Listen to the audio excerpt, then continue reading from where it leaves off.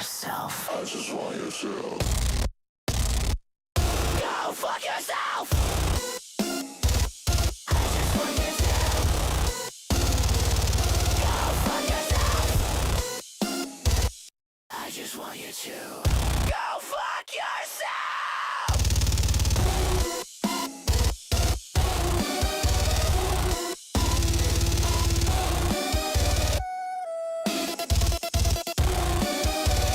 Get a train, get a plane, get away. Get a bus, get a cab, get. I just want you to. Go fuck yourself. Go fuck yourself.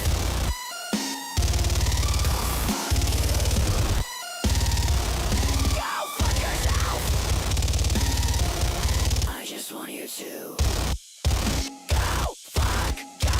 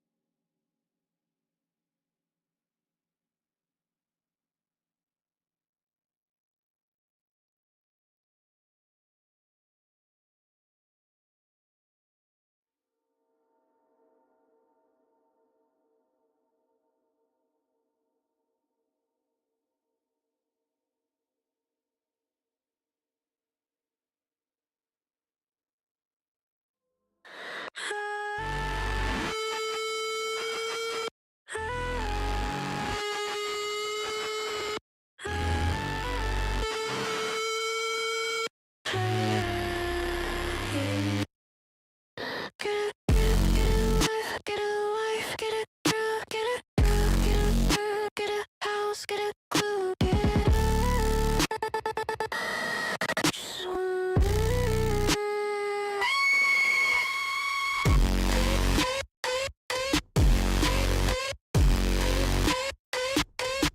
I just want you to.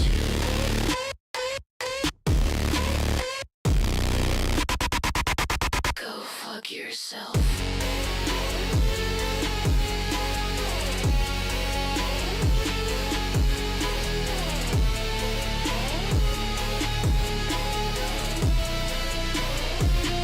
Go fuck yourself.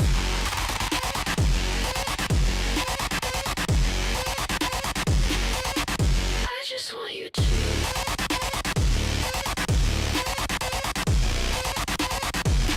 Go fuck yourself.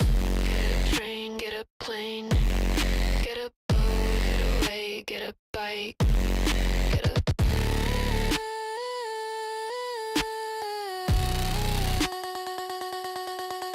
Get gone.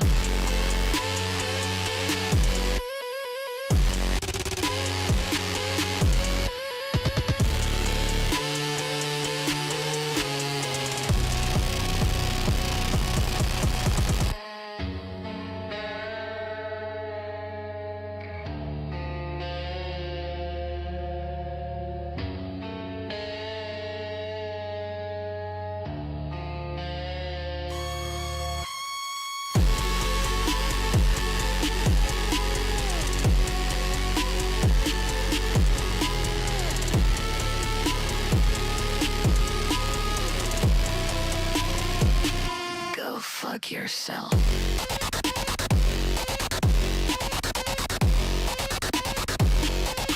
I just want you to.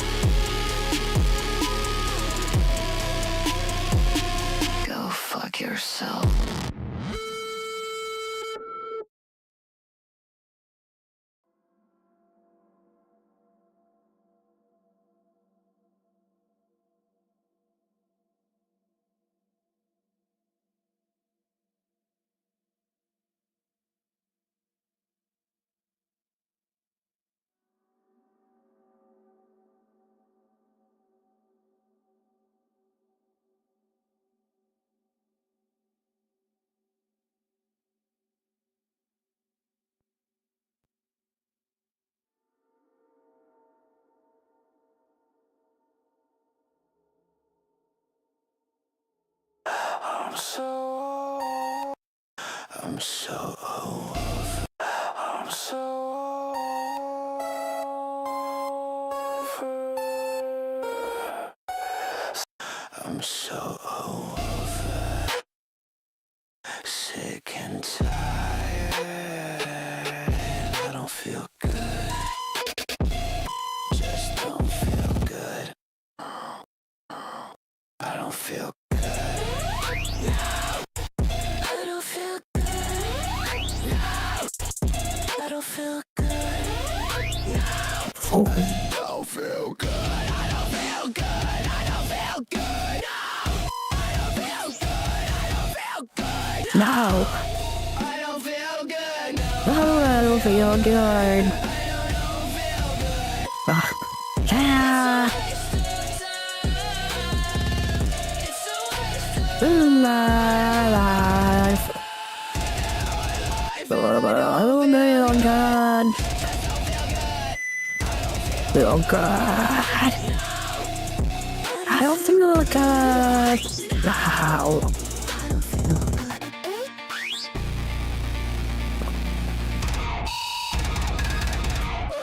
You feel good. I don't feel good. I feel good. I feel good. I'm good. I don't feel good. Feel good. Hello. Fucking feel good. No. Don't fucking feel good.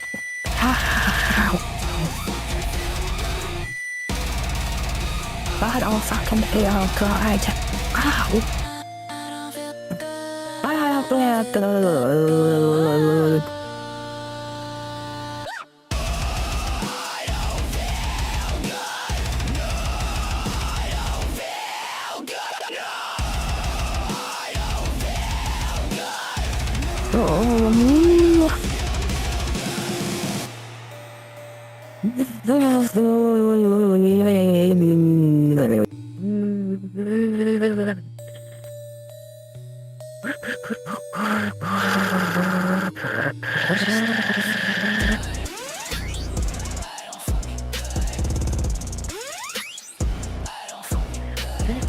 good.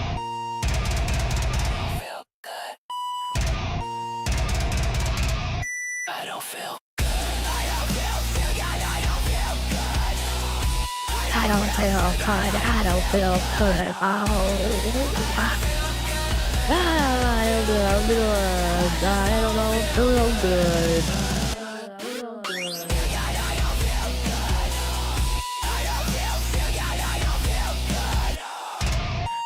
I don't feel good. I don't feel good. Feel good. Feel good. Feel good.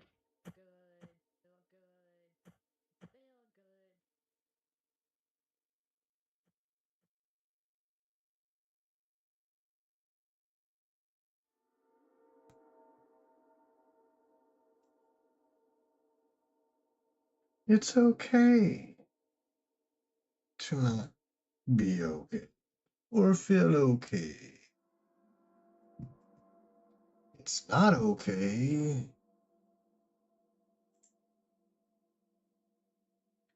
to intentionally be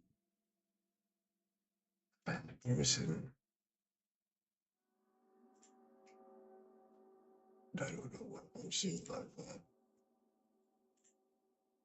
Look. Files arrived on Trump's desk today, and by the time that you're watching this, the bill to release the Epstein files arrived on Trump's desk today, and by the time that you're watching this, he may have already signed it. But what we end up getting, it might not satisfy people who want to get to the bottom of this. And that's unfortunately not going to be that surprising for a lot of people, because we've already gone through 5 months of feet dragging, deflection, diversion, distraction, and denial from Trump and the Republicans. But then after realizing he was going to lose the vote and that was going to be so embarrassing, he told Republicans, okay, vote for it. And every single lawmaker in the House except one, Louisiana Republican Clay Higgins, voted in favor. And then, and I was shocked by this, Senate Minority Leader Chuck Schumer fast-tracked passage of the bill by a procedure known as unanimous consent. Right? And basically, that meant as soon as the House bill reached the Senate, it automatically passed without any debate, delay, or revisions. And for that to happen, it's not that everyone needs to vote yes, it just requires nobody to object. Though it also meant that senators didn't have to go on the record with a yes or a no vote like the House did. And actually, when Schumer was asked why he opted for that trade-off, he explained, because we want to get this done. And if they would have been allowed amendments, they could have delayed it. And if you have amendments, guess where it goes? Not to the president's desk, to the House. And the House, who knows what they do with it. And actually, according to reports, ever since the discharge petition setting all this in motion passed, White House aides had been trying to get the Senate to amend the bill when it arrived, with them reportedly encouraging senators to frame any slowdown as responsible oversight and circulating talking points to vulnerable Republicans. And then, despite House Speaker Mike Johnson urging the Senate to amend it, yesterday Majority Leader John Thune just didn't put up a fight. And as far as why, you had Republican Thomas Massie giving his opinion on why his own party had such a change of heart. They realized this could jeopardize the majority if they took the side, literally the side of pedophiles and rapists. And with this, you had a Trump official saying that once Trump got it, he'd sign it. And a big thing is that from the moment Trump signs it, the clock starts ticking and the Department of Justice will have 30 days to release the full files. So that then gets us into muddy waters. But it's unclear whether they intend to use up all that time or just rip it off like a Band-Aid sooner. But with that, if you ask critics, the DOJ really shouldn't need any more time to redact sensitive victims' information because they've had close to 10 months now to do that. You know, you're even seeing Republicans publicly just wanting to get this over with, such as Tom Tillis. Release the damn files, period. I don't care about how the sausage is made. I just want it out in the open for everybody to consume. But still, you've got just so many people bracing to see what else Trump and the people around him are going to do to possibly protect him, right? Because by my count, there are at least 5 potential moves that Trump could make in the coming weeks that people are anticipating. First, he can and will go back on the offensive with, for example, a White House official saying, the Democrats are going to come to regret this. Let's start with Stacey Plaskett. You think we're not going to make a scene of this? Or with that, referring to Stacey Plaskett, who's a Democrat and non-voting delegate from the U.S. Virgin Islands, whose name popped up in the most recent Epstein email stone. And that showed that during a 2019 Oversight Committee hearing with Trump's former lawyer Michael Cohen, she was having a text exchange with Jeffrey Epstein. And so you had critics latching onto that and accusing her of secretly being fed questions in real time by a pedophile sex trafficker. But then yesterday she defended herself on the House floor, claiming that at the time she didn't know that he was being investigated and that he texted her, not the other way around. Explaining that after a live clip of her went viral, she got flooded with texts from friends and foes alike, and one of those people was Jeffrey Epstein, her then constituent. I don't need to get advice on how to question anybody from any individual. I have sought information from confidential informants, from murderers, from other individuals, because I want the truth, not because I need them to tell me what to say. But still, you had House Republicans trying to censure her over it, which actually would have removed her from the Intelligence Committee. But that motion got shot down last night in a vote of 209 to 214. Or with it mostly being along party lines, though 3 Republicans joined Democrats and 3 more. I mean, it's like Republicans don't even live in reality. Like, seriously, they have legitimately, like, whether it's playing along, you know, like children, or whether they're, like, being serious with the things they're saying and doing. This is just fucking insanity. I mean, this is just like they're the shit that they say and accuse people of. It doesn't, like, it's future historians are going to refer to this time period as America's age of ignorance.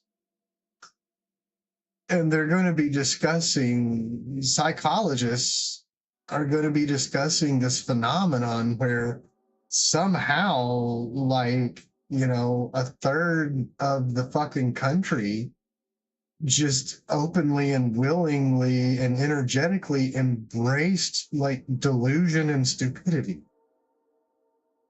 It's just insane. Like, I mean, okay, here's the thing. Let's go by their logic, because Republicans, and especially MAGA Republicans, lack the ability to think before they speak or type or anything. They just don't have the ability to think. That is not in their thinking, is not in their skill set. Okay, so once upon a time, she had a text exchange that we can all see and read and see that there's nothing nefarious or untoward. But because she had that text exchange with Epstein, She's awful and bad, and now she must be censured and everything else. Okay, so what about the guy who was Epstein's best friend from the 80s up until the fucking 2000s? What about him? What about that guy? You know, he's in the White House. He's easy to find. He's fucking huge and bloated like a fucking oversized hog. And he paints his face with shit. And he like sculpts his hair to make his head look like a fucking cube of piss. Like a cube of frozen piss. You can't miss the guy. He was Epstein's best friend for fucking decades, bragged about it. So like obviously he should be like censured and everything else, right? By Republican standards, right? Just going by what they're saying, what they want, by their standards, right? You know? If she's bad for that text exchange, then how fucking bad does that make Donald Trump for being his fucking best friend, hanging out at his house, fucking inviting the dude to his club, partying together? What the fuck? That's okay. That's fine. You know, like a text exchange that everybody can fucking read and see that it's not what it's being categorized as. That's like fucking horrible. And you got to do something about that. But if you like party with fucking Jeffrey Epstein for fucking decades, hey, that's okay. That's fine. Nothing to see here. Do what you will. Obviously innocent, you know, obviously innocent. There's nothing he could have possibly done from like the fucking 80s to the 2000s with Jeffrey Epstein that could have ever been bad, right? Because there just wasn't enough time for him to do anything bad with all those decades that he hung out with him and partied with him, right? There's no way. There's no way. But no, I mean, if you text with the guy for a few minutes, oh God, it's fucking horrible. But if like you party with the guy for decades, hey, that's okay. Obviously, you're doing the Lord's work out there. Good fucking God. Voted president. Though that's not to say that there wasn't some heated debate on the House floor. Standing against a convicted Alexa, predator's turn the lights out. influence in our proceedings is not partisan. It's basic decency. We cannot pretend this didn't happen. This seems to me to be one more pathetic effort to distract and divert attention from the fact that the president's name appeared more than 1,000 times already in the small fraction of material released on Epstein. But moving on from that, for now, you have Trump's second option being to just not release the files in open defiance of the law that he himself signed, which I would say it would be an extreme action, though not totally unprecedented. I mean, we've seen this administration ignore judges, at least temporarily, and refuse to spend funds that were appropriated by Congress for a specific use. This alleged party of law and order like does whatever the fuck they want. I mean, you know, prove me wrong. Go ahead, prove me wrong. Prove to me that this party really is the party of law and order, as they say. Show me, you know, them respecting the law and obeying judges. Show me one instance of it. Plus, Trump has broad criminal immunity and he can pardon anyone he wants, so there's arguably not a whole lot preventing him from just breaking the law. Though given the number of options here, I don't think he goes this route, at least not immediately, and at least Thomas Massie, he doesn't seem too worried about that possibility right now. They are criminally liable at the DOJ and FBI if they don't release these files. This is a law. And that brings us to option number 3, which is for Trump's DOJ to block certain... Keep in mind that Thomas Massie helped put a pedophile in the White House twice. Documents from getting released, citing ongoing investigations. Because when you know it, this bill, it has a little caveat, which is that it allows the DOJ to withhold or redact any records that would jeopardize an active federal investigation or ongoing prosecution. And again, oh my gosh. Which is why Trump calls into an investigation into everybody he doesn't like immediately. Oh, now it jeopardizes the investigation when you investigate me. Shocking timing. Last Friday, Trump had Pam Bondi open investigations into Epstein's relationship with 3 Democrats, Bill Clinton, Larry Summers, and Reid Hoffman. But also, the bill states that any withholding of material related to an ongoing investigation must be narrowly tailored and temporary. And so with that, it's unclear how much time that would actually buy them. And again, you have Massie not seeming overly concerned about that either. Even if they start 10 investigations, there's no way they're going to cover up the crimes that have been perpetrated on 1,000 victims. But then next up, the fourth option is to release the files but redact the parts that are embarrassing to Trump and his allies. And while the bill that'll explicitly happen prohibits too. the DOJ from doing that, it's unclear what tools lawmakers actually have to ensure That'll that happen rules too. followed. And while I personally think it's going to be a mixture of options 1, 3, and 4, there's also option 5, which is to just dump the files unredacted all at once, right? In the hopes that the media and just people in general will be flooded with so many revelations about people whose name are not Donald J. Trump that minor mentions of Trump just kind of get overshadowed. But of course, with that, he is the sitting president of the United States, so he'd likely be at the center of any conversation, especially because in this power-hungry and billionaire world, so many people are connected. And again, like I've talked about, with the way that Donald Trump has handled this, no matter what gets released, people are going to believe that there's more, right? Whether there is or there isn't, because he has acted this entire time like the most guilty, sketchy person ever. I mean, he fought this thing tooth and nail, put his hand up Mike Johnson's asshole to puppeteer him, to roadblock everything. More and more time passes. You've got more and more people saying, okay, it feels like they're buying time to remove things, to have some sort of conspiracy. You've got Mark Epstein talking about he heard that there's a facility where they're removing information. And so in the meantime, you've got a lot of people like Massey saying, they're not going to be satisfied until some real shit comes out, because he knows that it exists. We will know when the Epstein files are released because men will go to prison. I know through the victims' lawyers there are at least 20 credible accusations of rape and sex trafficking that have been relayed to the FBI, and they've done nothing about it. Whether the Epstein issue hangs over Trump's head or not, you have many feeling like this past week alone, it's already shattered his myth of political invincibility. Or before this, it appeared like he had an iron grip on his party. They followed him, he didn't follow them. But now you're hearing more and more talk, and this includes in MAGA circles, of, is he a lame duck? Right? And as we've seen with these situations with Tucker Carlson, Nick Fuentes, Candace Owens, Marjorie Taylor Greene, some on the right, they're maneuvering themselves to come out on top in a post-Trump future. Because, I know it's easy to forget because he's just on every screen every single day, but he's not going to be there forever. He's almost 80 years old, and he's not exactly the healthiest human specimen. Though personally, I think it's more likely we enter a post-Trump future because of his McDonald's order rather than, Republican politicians getting a spine. I truly think many just want to be able to fall back in line. Right? I mean, we even saw that with Elon Musk. One of the reasons the Epstein situation got to this point is Elon Musk blasted Trump about the Epstein files publicly. And after jabs left and right, he was at that Saudi dinner last night. I think Marjorie Taylor Greene would love to be in his good graces despite, Trump attacking her, even though she's been like one of his biggest warriors over these years. But whatever the case may be, I think we'll get a lot more insight very soon. Right? Because sooner than later, there's going to be that vote around the Affordable Care Act subsidies. And while a big thing was that Marjorie Taylor Greene broke with him on that, it's also been reported that some other Republican lawmakers want to compromise with Democrats on the issue. Though as far as Trump, he doesn't seem like he's budging. And a big thing is if those subsidies expire, premiums are going to skyrocket for over 20 million people. And of course, that's on top of the inflation situation and the dire state of the economy in general. But in the meantime, as we wait to see what happens, one, I'd love to know your thoughts, opinions, and reactions here, but also two, what do you think is going to happen with the Epstein files? Or whether it be something to do with the 5 options I talked about or even something else. And then there's more we're going to dive into in a minute, but first let me say I am convinced that most protein bars, they were made by people who hate joy. Right? They taste like drywall, regret, and false advertising, and yet we keep pretending that they're fuel. But Equip Foods, today's sponsor, and their Prime bars, they actually taste good. They're packed with 20 grams of pasture-raised protein from grass-fed beef and collagen, the good stuff. No whey, no soy, and definitely none of those what even is that ingredients. The sweetness, real dates and honey. The fats, grass-fed tallow and cocoa butter, no seed oils, no mystery sludge. Your gut health, covered. Every bar has colostrum, nature's superfood for recovery and immunity. And unlike half the industry, Equip tests everything. No pesticides, heavy metals, or 40% off a subscription. But then next up today in other news, the internet called this months ago. The singer David is now a suspect in the murder of Celeste Rivas. Or because back in September, you had the LAPD saying they found a body in his impounded Tesla, which was at a tow yard in Hollywood. And those remains were later identified as 15-year-old Celeste, who actually had been reported missing from Riverside County back in April of 2024. And the details are horrifying. The body was reportedly not intact when it was found.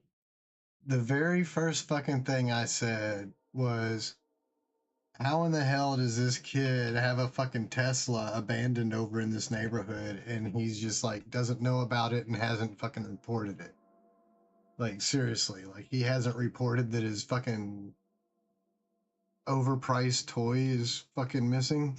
It was also said to be severely decomposed, suggesting she had been dead inside of the car for an extensive period of time before she was found. And as all this was happening, the cause of death wasn't clear. There were no official suspects, and David's rep said that he was cooperating with the investigation. But the internet, They jumped on it, with many quickly believing that David was responsible. And I mean, people were posting nonstop, breaking down their theories with this case. Right? Among other things, you had a lot of people freaked out by the fact that he and Celeste appear to have matching tattoos that said shh, and by the fact that one of his most streamed songs is literally called Romantic Homicide. But all of that, it brings us to now, where you have multiple outlets reporting that the LAPD has identified him as a suspect. We're a source telling NBC LA that he hasn't been cooperative in the investigation. And actually, other outlets added that he apparently had never at any point been cooperating, despite what his reps had been saying. Well, right now, they believe that Celeste's death happened sometime in spring and that David likely had help in dismembering and disposing of her body. Though with all this, I'll say while multiple reports have since confirmed that he is considered a suspect by LAPD sources, you also had TMZ noting that there is no paperwork officially classifying him as one. Right? Investigators are reportedly just looking at him as one. But also with that, you had sources saying that the LAPD is not close to making any arrests. We have no clue if there's any other suspects outside of David, and technically the medical examiner hasn't even ruled this a homicide yet. But also, as we wait to see what happens there, we've learned a few more details about Celeste's disappearance. Right, her brother says that the family was aware that Celeste knew David, and when she disappeared, she was apparently on her way to see a movie with him, but just never came back. But for now, we'll have to wait to see what comes from all this, and in the meantime, of course, I'd love to know your thoughts. But then, moving on to our next story today, President Trump, he just so badly wants to be friends with Mohammed Bonesaw, the crown prince of Saudi Arabia. Right, and some of the ways that he's trying to accomplish that include he wants to give the kingdom access to America's most powerful fighter jets, he upgraded the country to a major non-NATO ally, and he ran cover for MBS when he was asked about the assassination of journalist Jamal Khashoggi at the White House. Right, going into the details on these, earlier in the week, you had Trump announcing that he intends to grant Saudi Arabia's request to buy F-35 fighter planes. And it's important to understand that these are America's most advanced, and in the Middle East, actually only Israel has them, or I guess for now. Also with that, I'll say Israel wasn't happy for a few reasons. One, they still don't have good relations with Saudi Arabia, despite failed U.S. efforts to change that. With that, leading to the IDF being concerned that their current air superiority over other Arab countries could be eroded. And two, this is being seen as a clear sign that the U.S. is moving closer to Saudi Arabia, which is a red flag for Israel. And, to be fair to them, they're hardly the only ones that have issues about this sale. But even our own Pentagon raised concerns that despite Saudi Arabia's status as a major buyer of U.S. arms, we don't give them our most advanced stuff for a reason. I mean, one report by the Defense Intelligence Agency found that if the kingdom got F-35s, China would be able to access the sensitive tech in the jet. And actually, it's because of these concerns that Trump's plan to sell these to MBS might not end up actually happening. Right? And in particular, while he has a pretty good hold of his party outside of Epstein things, there are a good number of Republican lawmakers who think that a sale of these jets should be contingent on Saudi Arabia recognizing Israel and normalizing relations. At the very least, this announcement from Trump, it was seen as a way to butter up MBS before he showed up to the White House yesterday. What and would there, that change? The big thing is you saw one reporter just going straight forward, asking Mr. Bonesaw about the assassination of Jamal Khashoggi and touching on the families of 9/11 victims who have long blamed Saudi Arabia for being partially responsible for the attack. But before he could even talk about it, Trump intervened. You're mentioning somebody that was extremely controversial. A lot of people didn't like that gentleman that you're talking about. Whether you like him or didn't like him, things happen. But he knew nothing about it, and we can leave it at that. You don't have to embarrass our guest by asking a question like that. Now, with that said, despite Trump protecting his boo, MBS did answer the question. Allow me to answer.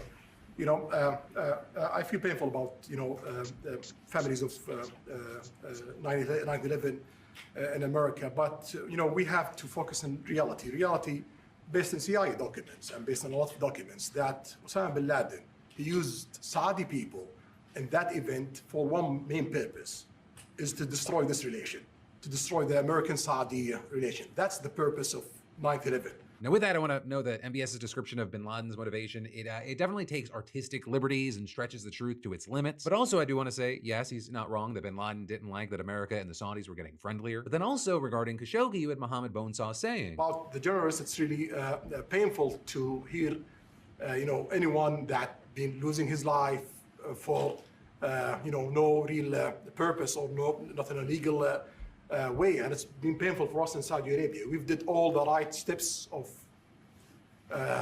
investigation, etc., in Saudi Arabia, and we've improved our system to be sure that nothing happened like that. And it's painful, and it's a huge mistake, and we are doing our best that this doesn't happen again. But ultimately, what you saw were just many feeling like this was Trump giving the Crown Prince a chance to whitewash his nation's reputation. It's something that we've seen from so many sports stars, recently comedians, and also now Mr. Beast. But then, of course, you now have the President of the United States, and that's on a completely different level. But also, I want to note that these topics, they ended up dominating the headlines so much that I think there was another line of questioning that slid under the radar. Right, and that was, does President Trump have a conflict of interest since the Trump Organization has ongoing construction projects there? And you had Trump saying that there is no issue because he's not technically in charge of the organization. organization, he's long been criticized for only giving up control of the company and not actually divesting himself from it. So even if he's not in control, he has a big financial incentive to make it work. But then ultimately, the cherry on top of this whole situation was the official dinner at the White House hosted afterwards. So that's why tonight I'm pleased to announce that we're taking our military cooperation to even greater heights by formally designating Saudi Arabia as a major non-NATO ally, which is something that is very important to them. With Trump then following it up by saying that the two sides signed a new strategic defense agreement. While some have taken it as so that the designation of major non-NATO ally, it's not just fluff. It comes with perks like a deeper cooperation between both sides. Though I will say it notably lacks the mutual defense clause that NATO has. But it's still standout. Only 19 other countries have that designation. For some, it was kind of a surprise that Saudi Arabia didn't already have this designation, considering how close the two are militarily. However, the US has major concerns about human rights abuses there. Or I guess I will say had major concerns. Right at their meeting, Trump actually praised MBS as a champion of human rights and said that Saudi Arabia made serious progress in this space. Right, but as we wait to see how that plays out, and of course, like with anything in the show, I love to know your thoughts, opinions, and reactions in the meantime. Let me quickly take off the news hat. That was the news. This part's my opinion, because I'll keep it quick, but I just need to vent a little. Because you're seeing more and more people who support or are former supporters of the president saying, we have a president that seems more Saudi first or Israel first than America first. Though I think the real truth is that he is Donald Trump and his friends first. But if you have money or power and you support him, he'll support you. It's why the president apparently thinks that MAGA means make Argentina great again. And all while he's just a phony. He says, I'm here for Joe Blow Americana. But then he says, Americans, they're just not smart enough for hundreds of thousands of jobs a year. We've got this bowl of mashed potatoes jammed into a dress shirt shouting quiet piggy to female reporters for having the audacity to ask him questions about his dead pedophile friend while he treats your tax dollars as a piggy bank for him and his billionaire buddies. And if you're someone who voted for him who has said, or you're just even thinking, I don't like this, I'm not going to throw tomatoes at you like others are. He lied to you, and I don't think that you're stupid for believing him. Desperation and frustration make us drop our guards. The system hasn't worked for so many of you. I mean, why not take a chance on chaos? Like, if it breaks a system that isn't working for you, maybe it can be rebuilt back better. But if you were drowning, you might be more inclined to believe the guy that said he had life preservers. And well, that's in no way everyone who voted for him, right? This is not a free pass. But whatever the situation is, right? He doesn't want to build back better for you. He wants to build back better for him and for his billionaire buddies, his donors, who only God and Pam Bondi knows how many of those are in the Epstein files.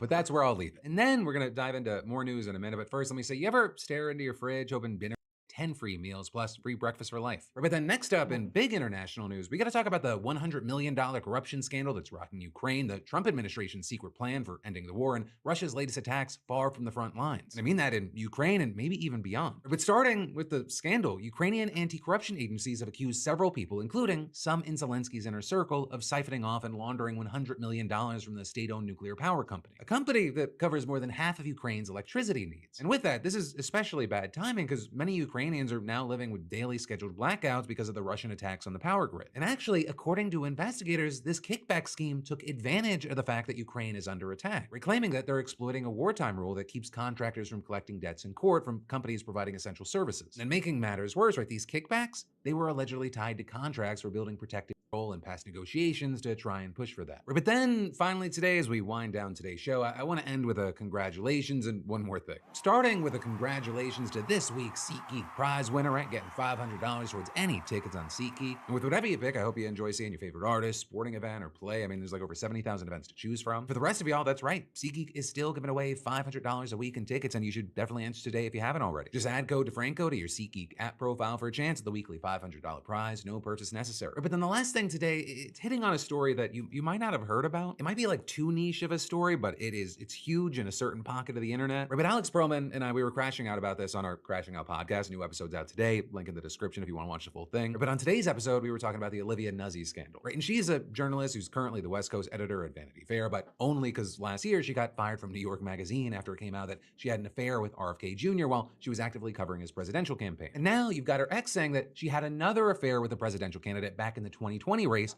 former Republican Representative Mark Sanford. Right, but that's coming out as she's promoting her upcoming book about her affair with RFK, and she is, I was left wondering how she got into this line of work. I'm specifically talking about the words work and not whatever the other stuff is. The biggest thing that's exposed to me is that apparently you can like thrive in this industry and at the same time be a horrible writer.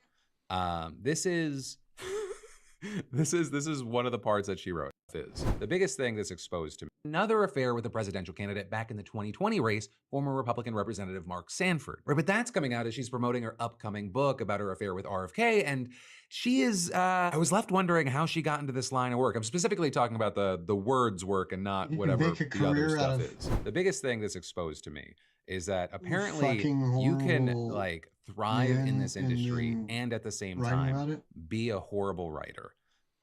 This is one of the parts that she wrote. I'm just going to read it here. About RFK Jr. Like all men, but more so, he was a hunter.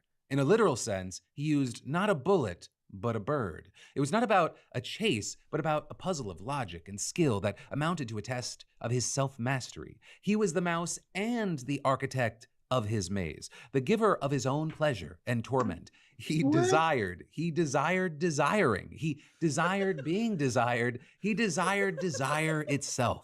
I understood this just as I came to understand the range of his kinks and complexes and how they fit within what I thought I understood of his soul. The desired section made me felt like I was like, oh, this is a Tumblr post. This is a 14-year-old girl's Tumblr post. This is bad AO3. What? This is bad. This would get banned from literotica.com.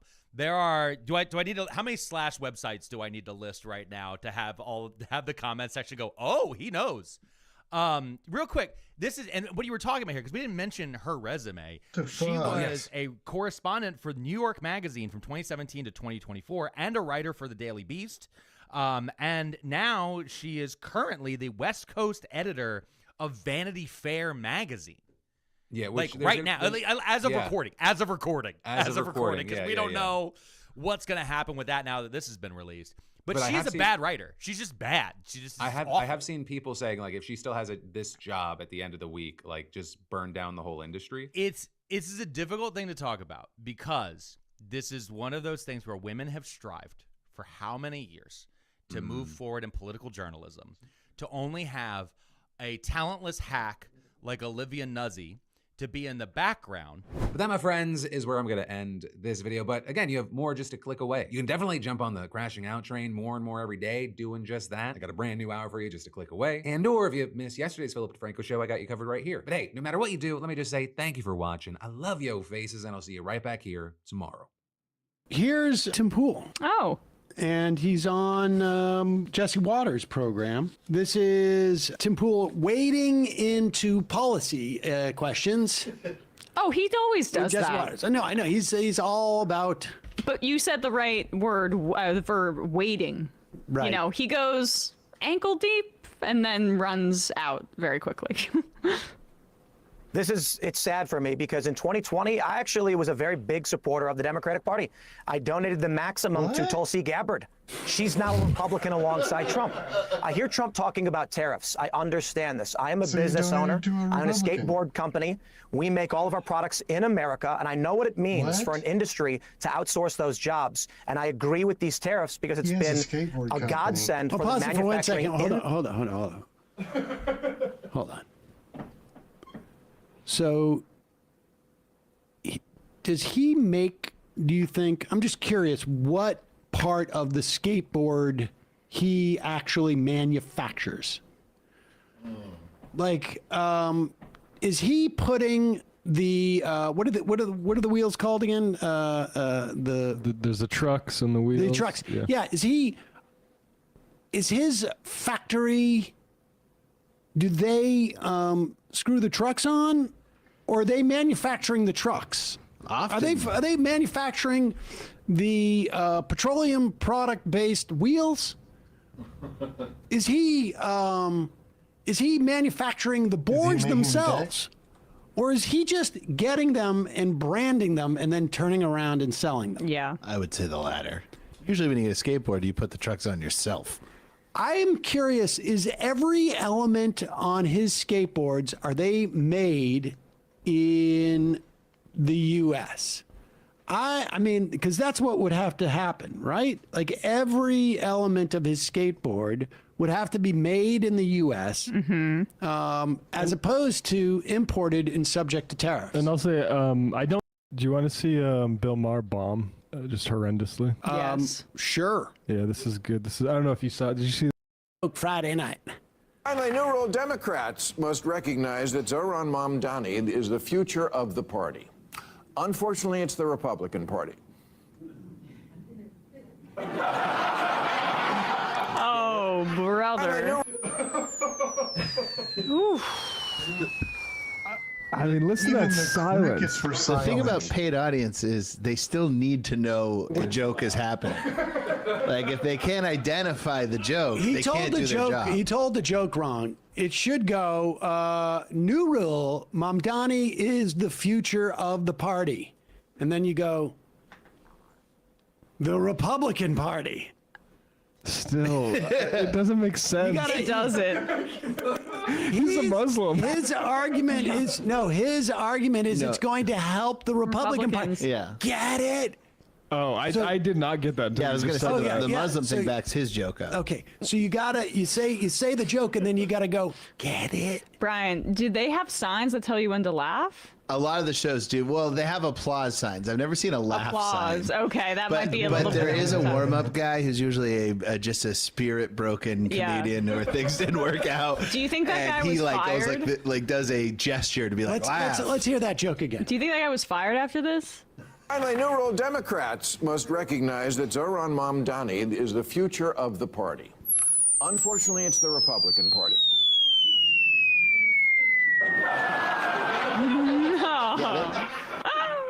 Yo, did he say get it? I think he did. Yes. Okay, so get it? That's the thing. He's got to deliver the get it early. But let's go to this. This is an appropriate a follow-up to that. Here is Bill Maher explaining to Patton Oswalt in a moment, and Bill Maher's just speaking freely because he's so intoxicated. Here he is talking about why he's had enough. Oh no, this one. Sorry, this one is about he's lying. This is not about his quitting stand-up. Yeah. No. Oh, I thought we were gonna have that. Let's grab that. Let's grab that one. This one is him lying to Patton Oswalt about California having a law where you no longer are allowed to assign gender on a birth certificate. And just to note, That's not what we started to teach, which was that every baby is, I don't know, let's not even put it on the birth certificate. That's what they wanted. Were we teaching that? Yes, we When were. were we teaching that? Teaching it. It was a law here in California. See, To teach what? Don't put sex on the birth certificate. We'll see. Now we've passed that period. Now I'm sorry, I don't remember that. I mean, I know because it doesn't get in the blue sky bubble. Wait a minute, I'm not just on blue sky. I really. Hold on.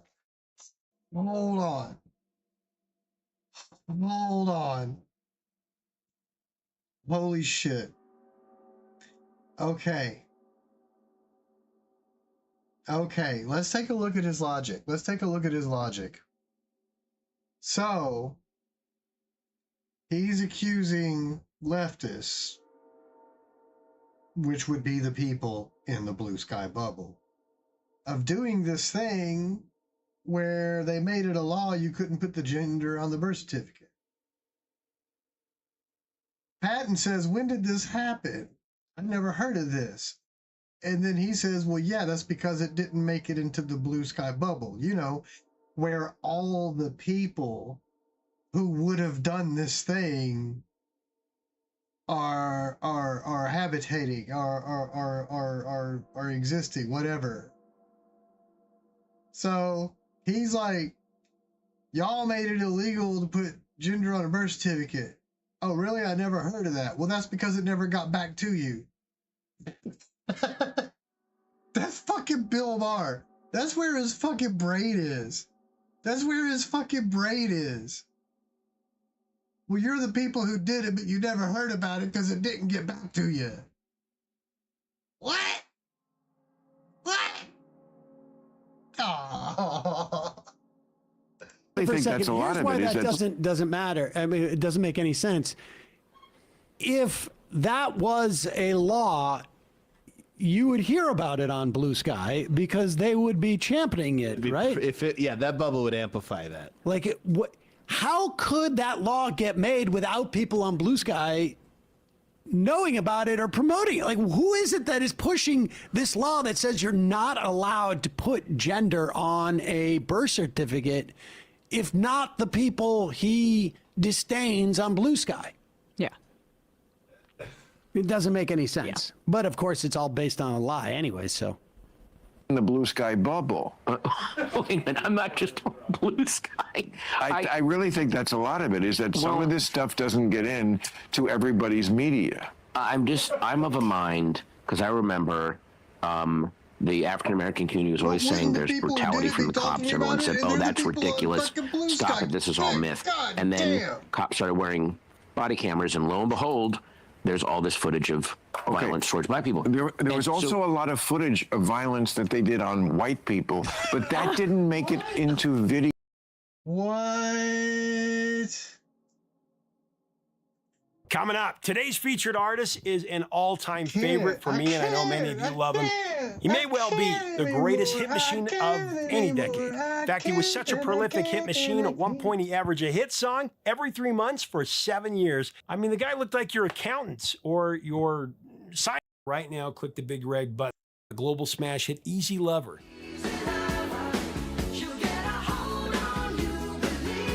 Truly one of the catchiest songs of all time. So to set up... No dictator, no invader can hold an imprisoned population by force of arms forever. There is no greater power in the universe than the need for freedom. Against that power, governments and tyrants and armies cannot stand. The Centauri learned this lesson once.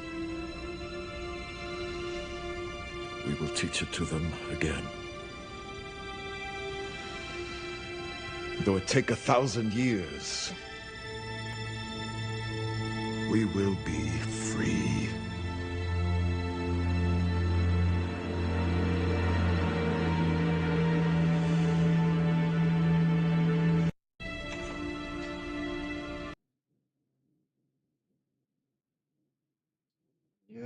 Yeah. All right. What am I looking at? What am I looking at?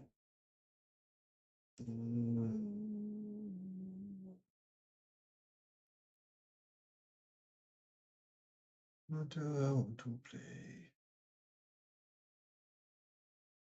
Do you want to play?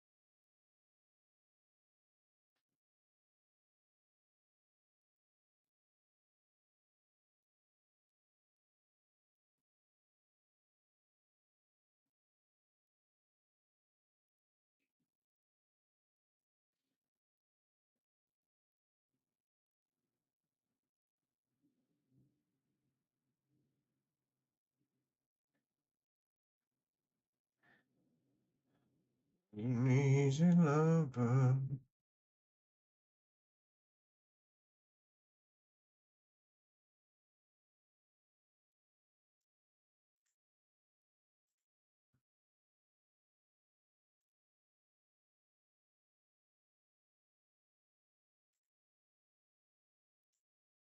What the hell?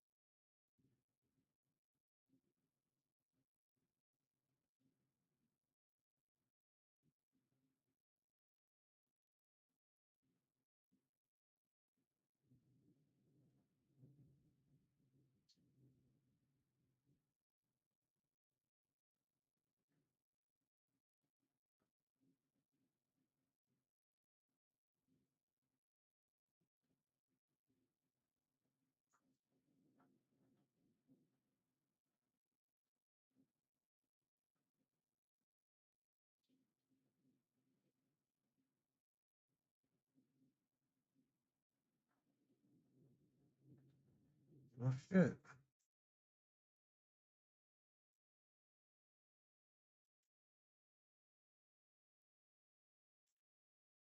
Here we go. Nope.